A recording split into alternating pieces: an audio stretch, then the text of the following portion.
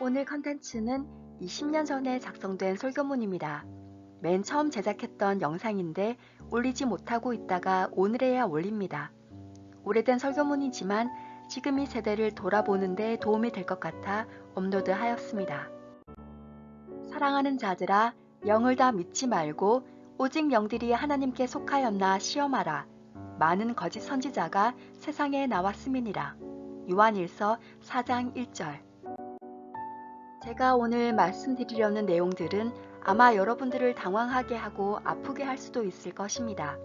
그럼에도 불구하고 말하지 않을 수 없습니다. 왜냐하면 이 내용들로 인해 교회와 성도들이 무너져가고 있기 때문입니다. 사형리, 열린 예배, 번영신학, 신학교와 목사의 기하급수적 증가, 선교분과 함께 사역, 선교와 봉사, 구제의 의미가 성경의 기준을 뒤로하는 현상들을 보면서 저는 교회가 끝이 보이지 않는 위험한 동굴로 발을 들이는 것 같았습니다. 그리고 많이 우려하고 깊이 절망하였습니다. 왜냐하면 첫째, 사형리는 성경의 주요 개념들, 곧 하나님의 사랑, 회심과 거듭남, 구원, 영접기도 등을 왜곡시켜 성경이 말하고 있는 복음의 의미를 명확히 알지 못하는 기독교인이 되게 할 것이기 때문이었습니다. 둘째, 열린 예배는 교회로 하여금 거룩함을 파괴하고 망각하게 하여 교회의 급격한 세속화를 자초할 것이고, 사람들의 마음을 예배의 중심인 말씀보다는 음악에 쏠리게 할 것이고, CCM의 찬송가 대치 현상, 예배당의 극장화와 무대화, 교회의 문화 공간화를 가져올 것이기 때문이었습니다.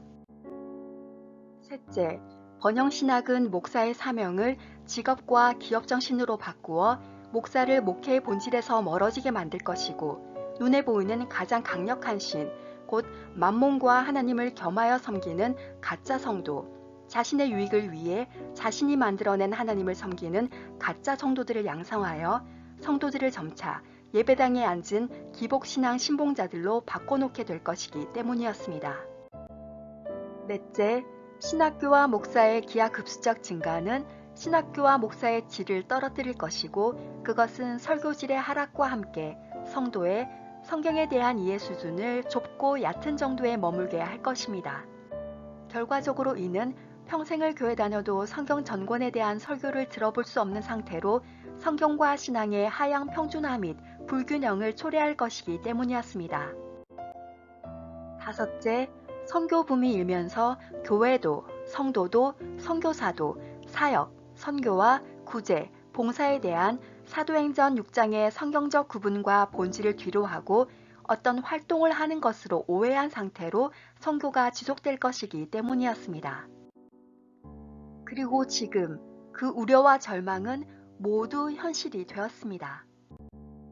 저의 한숨이 더 깊어진 것은 이런 개념들을 만들어내고 빠르게 받아들이고 발전시키고 확장시키는 주체가 다름 아닌 유명 신학자, 대형교회, 유명 목사, 유명 선교사라는 사실 때문이었습니다. 대형이라는 단어와 유명이라는 단어가 항상 진리만을 말한다는 뜻이 아님에도 불구하고 이 두 단어는 많은 경우에 사람들에게 진리보다도 더 호소를 깃고 더 빨리 와닿습니다. 따라서 이 두 단어 앞에서 성도들은 항상 영적 분별력을 요구받습니다. 대형과 유명이라는 이 높은 벽들은 저와 같은 이름 없는 사람들은 뛰어넘는 것이 현실적으로 불가능합니다. 게다가 이 5가지 현상들은 너무 빠른 속도로 이미 수많은 나라에서, 수많은 교회에서 수많은 성도들이 받아들였고 앞으로도 더 깊이 받아들일 것이기 때문에 이 벽을 뛰어넘어 진리를 전하는 것은 더 힘들어질 것입니다. 그리고 대형교회, 유명 목사, 유명 선교사가 주장하는 내용에 동의하지 않는 사람이 있다면 그 사람은 시대에 뒤처진 사람, 다수가 틀리고 자기만 옳다고 주장하는 독선적인 사람, 더 나아가서는 신앙에 문제가 좀 있는 사람으로 심지어 이단으로 몰리기도 합니다. 그러나 다수가 믿고 따르는 그 높은 벽들을 소수가 뛰어넘지 못한다 해서 진리가 사라지거나 변형되는 것은 아니지요. 교회가 이처럼 전방위적으로 깊고 검은 그림자에 포위된 상태에서 성도들은 이제 무엇을 해야 할까요? 어떻게 해야 할까요? 우리는 성경적이지 않은 모든 개념들을 깨뜨려야 합니다. 인간적인 생각, 자신의 유익, 세상의 흐름, 사회 분위기에 성경적인 것처럼 보이는 개념들을 살짝 곁들여 형성한 모든 기독교적인 것처럼 보이는 개념들로부터 완전히 벗어나야 합니다. 절대 성경이 아닌 기독교적인 것처럼 보이는 그 가짜 개념들을 계속 가지고 있다가는 하나님께서 알곡과 가라지, 양과 염소를 가르실 그날에 가라지와 염소 그룹에 서게 될 것입니다. 우리는 이제 말씀 앞에 나와 그 말씀에 비추어 우리의 신앙과 삶을 검진받고 그 말씀에서 벗어나는 모든 것으로부터 거기서 완전히 돌아서야 합니다. 그리고 성경만을 기준으로 개념들을 다시 정립해야 합니다. 그렇지 않으면 우리는 우리의 영원한 생명을 건 위험하고 위태로운 길을 계속 걸어가게 될 것입니다. 아직 늦지 않았습니다. 하나님께서 우리에게 돌아설 시간을 아직 주고 계십니다. 하지만 그 시간이 그리 길어 보이지는 않습니다. 어렵지만 이제껏 우리가 바라고 원하는 대로 세워놓았던 인간적인 기준들을 과감히 포기하는 결단을 하고 성경을 펼쳐서 말씀으로 자신을 돌이켜야 합니다.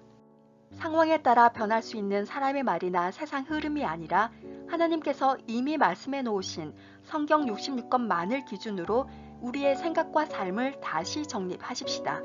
이것만이 우리가 영원히 살 길입니다. 이상 참 믿음과 구원 올리고스TV의 설시아였습니다. 그 당시에 이미 설교 내용들이 현실이 되었다 하셨는데 지금은 더 말할 것도 없이 더 뚜렷이 현실이 되어 있습니다. 지금의 우리 신앙이 정말 성경적인지 되짚어보고 또한 앞으로 닥쳐올 큰 변화들을 이겨낼 참 믿음을 가진 우리가 되십시다. 마라나타. 그럼 다음 설교문으로 곧 찾아뵙겠습니다. 감사합니다.